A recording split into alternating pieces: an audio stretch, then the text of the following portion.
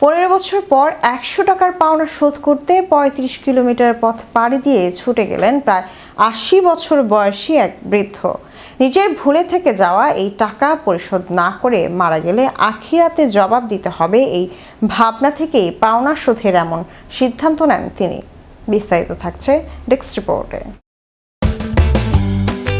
15 বছর পর 100 টাকার পাওনা শোধ করতে 35 কিলোমিটার পথ পাড়ি দিয়ে ছুটে গেলেন প্রায় 80 বছর বয়সী এক বৃদ্ধ।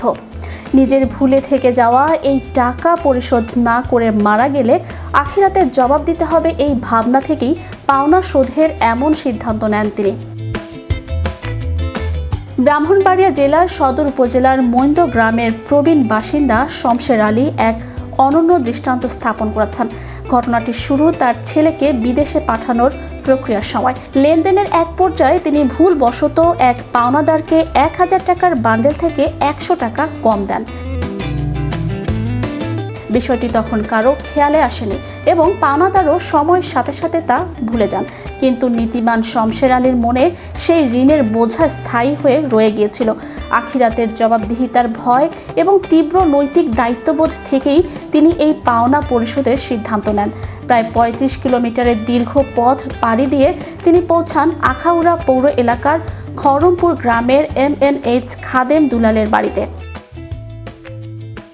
পাওনাদার দুলাল সাহেবের হাতে সেই বকেয়া 100 টাকা তুলে দিতে চান তিনি।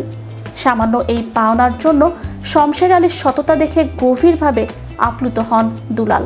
তিনি টাকাটি গ্রহণ না করে উল্টো শমশের আলীকে আন্তরিকভাবে আপ্যায়ন করেন। শমশের আলী জানান, লেনদেনের সময় ভুলবশত টাকাটি কম থেকে গিয়েছিল। পরবর্তীতে বিষয়টি মনে পড়ার পর তিনি তীব্র অনুশোচনায় ভোগেন।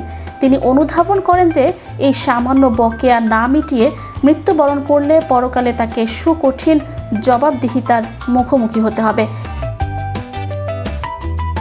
সেই আত্মিক দায়বদ্ধতা থেকেই জীবনের শেষ প্রান্তে এসে তিনি এই দীর্ঘ ও কষ্টকর যাত্রা অতিক্রম করার সিদ্ধান্ত গ্রহণ করেছিলেন। স্থানীয় বাসিন্দারা প্রবীণ শমশের আলীর এমন সততায় গভীরভাবে মুগ্ধ ও অনুপ্রাণিত হয়েছেন। মাত্র 100 টাকার একটি ক্ষুদ্র বকেয়া শোধ করতে এক ব্যক্তির এত দূর হেঁটে যাওয়া বা কষ্ট করার ঘটনা আজকাল বিরল। এই সৎকর্মের ঘটনাটি এখন পুরো ব্রাহ্মণবাড়িয়া এলাকায় গর্বের সাথে চর্চিত হচ্ছে। নৈতিক অবক্ষয়ের এই যুগে শমশের আলীর নিঃস্বার্থ মূল্যবোধ, সততা এবং ধর্মীয় দায়বদ্ধতা সমাজের প্রতিটি মানুষের কাছে এক অমূল্য ও অনুকরণীয় শিক্ষা হয়ে থাকবে। Channel Europe news desk.